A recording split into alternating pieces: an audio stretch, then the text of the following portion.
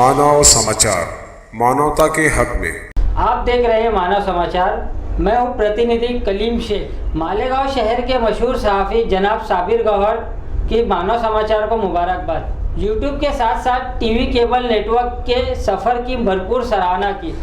Electronic media को अपने नेक मशवरों से नवाजा, नए साफियों की हौसला अफजाई की, अपने पेशे से ईमानदारी बरतने की हिदायत दी, जमहूरियत के चौथे सुतून को मजबूत करने की याद दहानी कराई।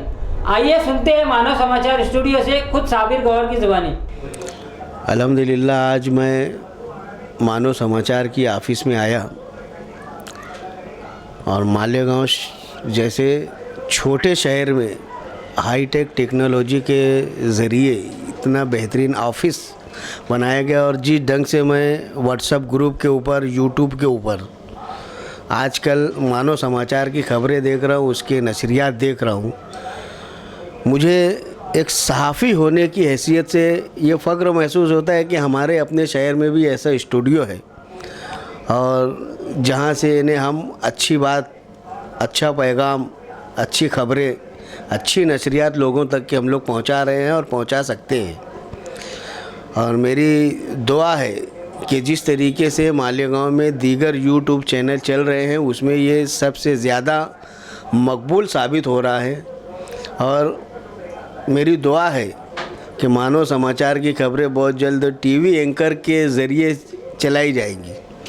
लेकिन एक चीज़ का खदशा है, डर है कि आज यूट्यूब की सहाफ़त या इलेक्ट्रॉनिक मीडिया की जो सहाफ़त है, जिस तरीके की सहाफ़त अर्नब मुखर्जी ने स्टार्ट की है, वो इलेक्ट्रॉनिक मीडिया के लिए बहुत बड़ी बदनामी का बाइस है। इसके लिए मानव समाचार के ज़िम्मेदारान से मैं कहना चाहूँगा कि अपनी सहाफ़त को जमहूरियत के चौथे सुतून की हैसियत से देखें।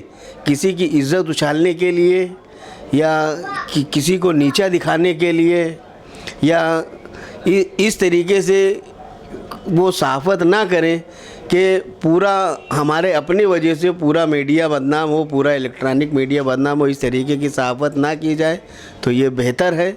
बहरहाल जो कोशिश हो रही है, हम से बेहतर करना जानते हैं और हम कर सकते हैं। इसका हमें पूरा इत्मीनान और भरोसा रखना चाहिए। मैं मानव समाचार की इस शुरुआत के ऊपर और इतनी जल्दी मकबूलियत की बुलंदियों पर पहुंचने पर दिल की अमीर गहराइयों से एहरार न्यूज़ नेटवर्क की जानिब से उन्हें मुबारकबाद पेश करता हूँ। ये थे जनाब साबिर गौहर साहब। देखते रहिए मानव समाचार, सबसे पहले सबसे तेज़।